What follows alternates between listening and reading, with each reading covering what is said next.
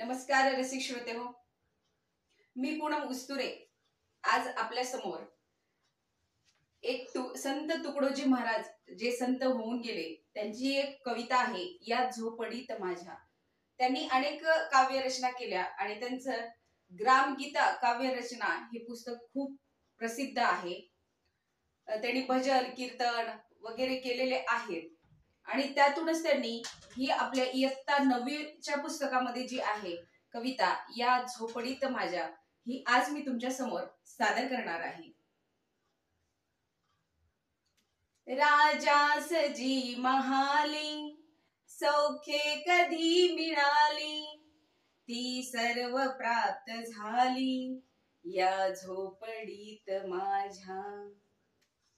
भूमीवरी पडावे ताऱ्यांकडे पहावे, प्रभु नाम नित्य गावे या झोपडीत माझ्या.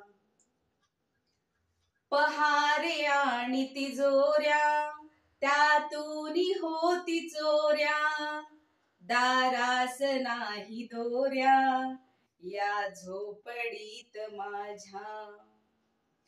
जातात या महाला मज्जा व शब्द आला, भीतीन यावयाला या झोपडीत माझ्या.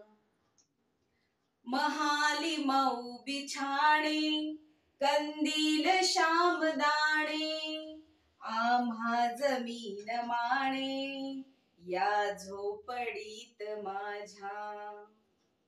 येता तरी सुखे या जाता तरी सुखे जा, कोणावरी न बोजा या झोपडीत माझ्या. पाहुनी सौख्य माते देवेंद्र तोही लाजे, शांती सदा विराजे या झोपडीत माझ्या. या झोपडीत माझ्या, या झोपडीत माझ्या. या लहानशा झोपडीमध्ये सुद्धा शांतीचा आणि सुखाचा अनुभव सदैव कसा मिळतो याचंच वर्णन या कवितेत केलेलं आहे.